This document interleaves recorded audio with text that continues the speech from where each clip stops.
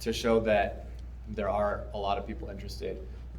We have a lot of people here. I also have letters from people that couldn't make it. I have one from Allison Peddle, MD, at Valleywide. I have one from a boy named Adam. He listed his 5 reasons why he would love to have a soccer team, and my favorite one on this list is that he feels an exciting sensation when playing. Let's see. Julia Barta also sent a letter. Daryl Lacey, a PA at Valleywide, also sent a letter. Ryan Anderson, a dentist, sent a letter. Christine Smith, she's a nurse at the hospital. She really wanted to be here. Her and her husband are both working. They also sent an email for me to read. But also their 2 kids, Blake and Mason, are also here. So just showing you guys that there's a lot of interest here, and I think it would be amazing to keep working in the direction of getting a soccer team someday. I know there's a lot of, a lot of stuff to consider, but I do think it's worthwhile keeping the discussion open so that someday it can happen. So that's my main reason in being here, so thank you. However, speaking to you as a veteran soccer mom, having been the soccer mom for a good 12 years, and I'd like to tell you about our little school in Denver. Most of you don't remember that Denver Public Schools was in somewhat of financial tumult in the 1990s. We wanted our little neighborhood school rebuilt and taken. It had been used as an administrative building. So begrudgingly, the school was given, but no field it was just solid rock and gravel. So we actually went door to door, a group of us, I believe we were nicknamed the Dirty Dozen, and we went and found the kids in the neighborhood. We found the kids in the sports. We opened the school, and the school was willing to open, but they weren't gonna build us a field. So in the days before crowdsourcing was really a thing, we put the funds together and we built that. And if you want to, I can show you where the plaque is that shows you where the parents built that field. My point in telling you this story is that I was talking to my now 30-some-odd son about this because he was the kid I followed through all these soccer matches, and he remembered that they actually started the girls' soccer team before they started the boys' soccer team because the boys' soccer was fairly saturated in the community, and they knew that there was a need for girls' soccer. They also knew that boys' sports was fairly heavily basketball and football oriented, so girls' soccer made some sense in terms of bringing the community into that school and to support it. I think that you should know that that was wildly successful. It was transformative for the parent group. It was transformative for the kids. And the fact that my then 8-year-old remembered this story means that your children are actually remembering what is happening here tonight. And so I think it's very important for you to listen to these kiddos and to understand that they're going to remember how you act as well. I think the funding is there. I think you just have to be creative, use your parent-teacher organization, use crowdsourcing. I'll volunteer for some of that if you'd like.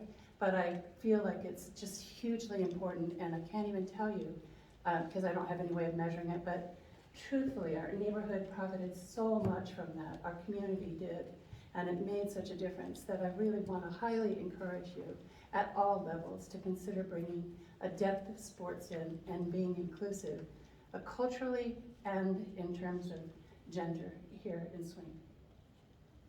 Thank you. Katie and Grant. They are now in 5th grade and in 7th grade.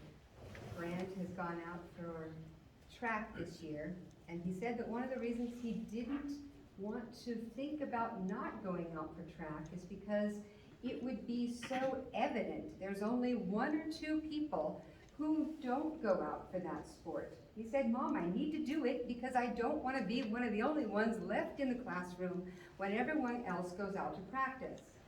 But the thing is, I don't know what happens when football season rolls around because I don't have 3 football playing kids. I might have some track folks. We're not really gonna be basketball stars, but don't tell them yet, all the genetics haven't kicked in. But the thing is, soccer is something the kids really enjoy. They've participated in opportunities that are made available at Otero College to have clinics. They play when they're at home. They don't have to have a large group in order to enjoy it as a pastime. And it seems something that as a mom, I hear Nancy Panter talk about she was part of a Dirty Dozen. So my husband and I are here tonight to pledge we'll be 2 of those 12, but we need 10 more, and we're looking for you. Thanks. This is my old school, so it's really fun to be back here, talking to everybody here. My husband and my son and I are here tonight because we actually came from one of his soccer games earlier today. He was in rec soccer for the Swink team. And my husband played soccer growing up. He's played numerous levels of soccer. And soccer has always been one of those sports that, as a family, we've enjoyed. And it's also been one of those sports that, when I look back on growing up, I played volleyball, basketball, I ran track, I rodeoed, I did a lot of the sports. But I look back and I really think soccer would have been one of those sports that I really would have enjoyed and I would have excelled at. So I want that to be a consideration, that just because things have been done a certain way in the past doesn't mean that things can't be improved or expanded upon or changed for the future. The other thing I'd like to talk about is the opportunity that's here for Swink to consider about the opportunity to bring students from other schools to our school for something. You know, we, growing up, we went to Rocky Ford and Lahana for sports. We went to Lahana for swimming, Rocky Ford for softball. There's thankfully a golf team now, but you know, in the past there's been opportunities for Swink students to go to other schools and participate, which is a benefit to those schools. But what I'd like you guys to consider is the opportunity that Swink now has to bring other students into our school for something that isn't offered anywhere else in the community. The other thing to consider too is on the rec soccer kick. The last 3 years that we've been here, we've participated in rec soccer with my son.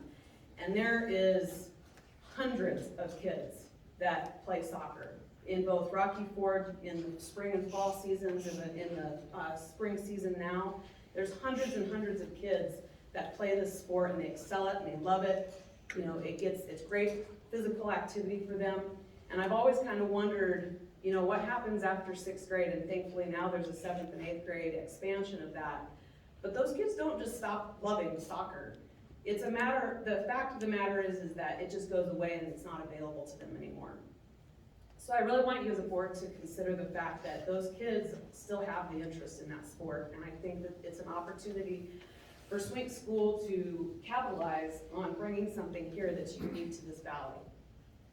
From an economic perspective, you know, there's tons of economic opportunities as well. You know, it was talked about for funding. There's funding opportunities. If nobody here knows, I'm with GOCO.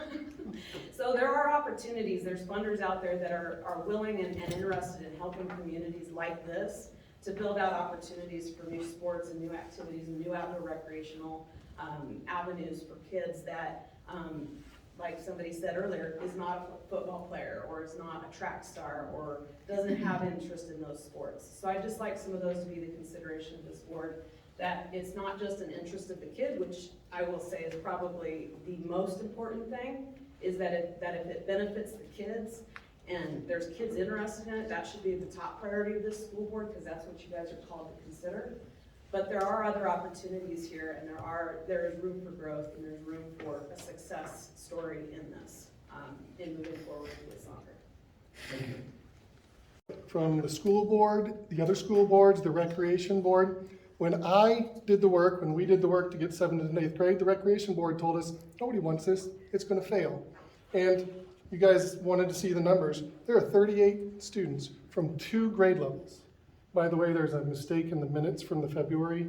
You said 7th through 10th grade with the rec league. It's actually only 7th and 8th. 38 students from 2 grade levels. And that's with about 1 week of notice, because the recreation board was rather obstructionist and didn't give us the forms to hand to students until a week before the deadline. So with very little warning, we got 38 kids from 5 different communities, including a bunch from here, who want to play soccer. Now I get you, if you ask, a bunch of them are here, they want to keep playing soccer. If you extrapolate that, that's 76 kids of both sexes who want to play soccer. That's about 40 per sex. That is, you're going to need a JV team. That's how many people are interested in this. If you look at the numbers now, they're in all the grade levels for the recreation, there's about 50 kids per grade level who want to play soccer. That is tremendous. That is interest. And that's despite the fact that people have told me over and over, nobody's interested in this. I had a member of this board tell me that the last time. Nobody's interested in this. You're the only one up here talking. There's a whole bunch of people here who are interested in it.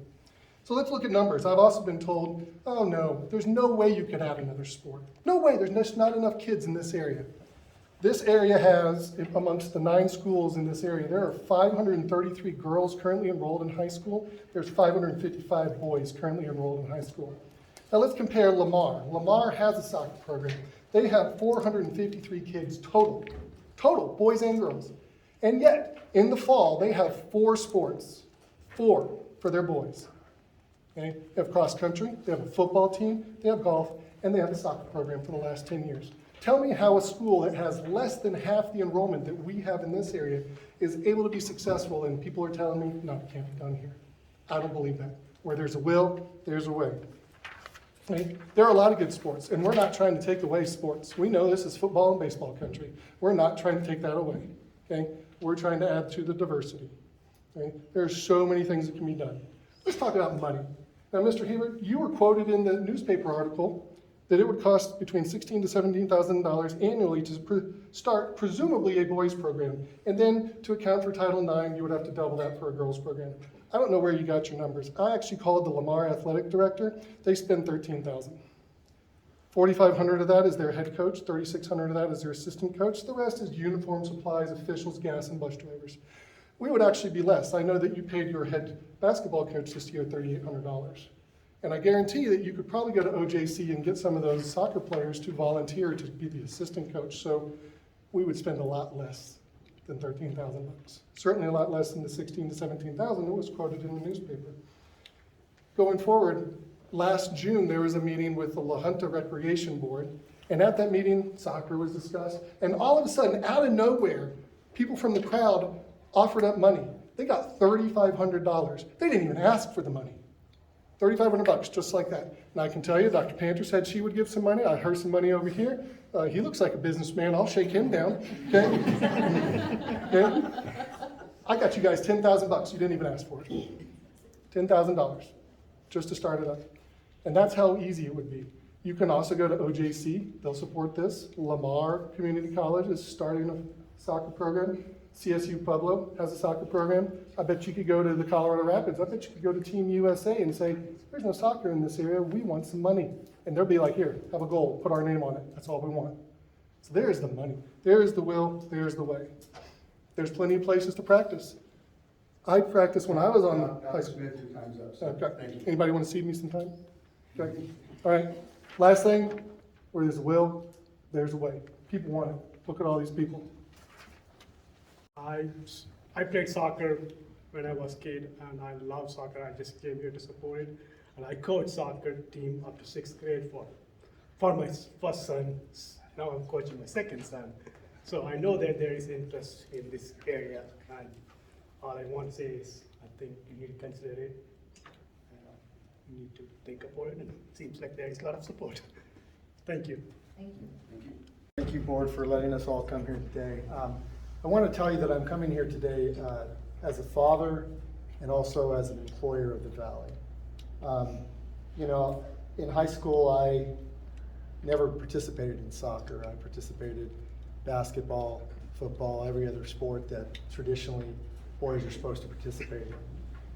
But over the last few years, I've come to have an appreciation for soccer, quite frankly, because of a lot of the people in this room have motivated me and motivated my kids to be part of something that is pretty special. My 2 kids, Joaquin and Gabriella, were part of the rec league that competed in Pueblo this past year with, I know, some other people's kids in this room. And I can just tell you, it's extraordinary to go to Pueblo and to see the complicated structure that is rec soccer from Pueblo, and it's impressive. And what I would tell you is this, what I'd ask you to consider is this, you know, a lot of us in this room have the choice of putting our kids in other school districts and other schools. I live around the border. I could go to La Junta, I could go to Rocky Ford, but we come here at Swink because Swink is special. Swink is the Princeton of the Prairie. Swink is the leader in this area. And we should be the leader in this area and other areas, rather than just academics. We should be the leader in showing other people, quite frankly, that we are open to a situation. We're not afraid that soccer is going to take all the boys away from football, because that's not the case. I love this kid to death. This is my son. But I think we can all admit he's probably not going to play football. One, because his mom's not going to let him, and two, quite frankly, because he would hurt himself, and he's going to be a doctor. He looks up to this man where he's going to be a doctor. And so, and I mean that, he's going to be. He's going to go to Notre Dame like his dad, and he's going to be a doctor. But the simple fact of the matter is, kids like this need to have an option.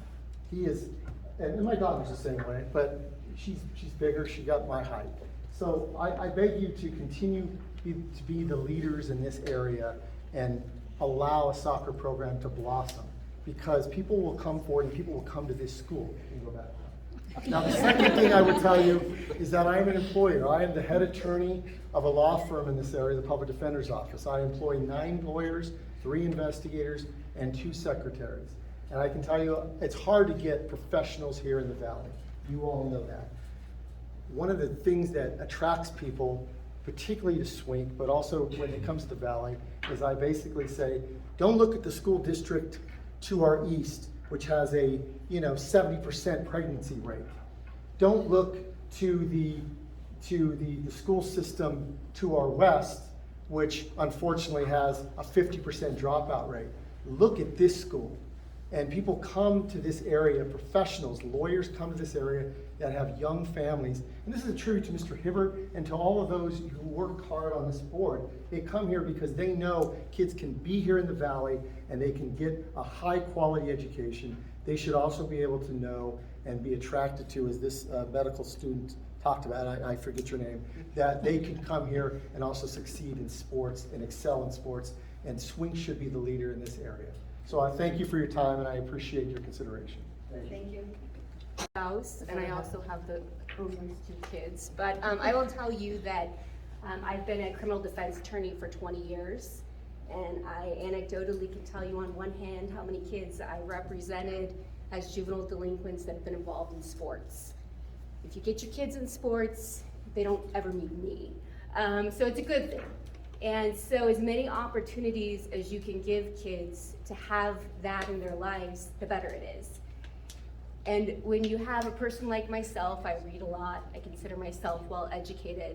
I tend to be attracted to other well-educated people. And there's conversations that are going on that you may not be hearing, and that is, we've all picked up the papers and read the reports about kids who get injured playing football, and just how one small injury can really impact their lives later on. I won't let my son play football, and there's nothing else there for him if he doesn't do that in the fall. But soccer would be such a great opportunity to give to him, and I just think that it's something that you need to consider. Again, you have a fantastic group of parents, and you're attracting educated parents, people that read, people that understand studies and understand these things. And I hope your football program always lasts, but maybe it's time to consider some other alternatives. Thank you.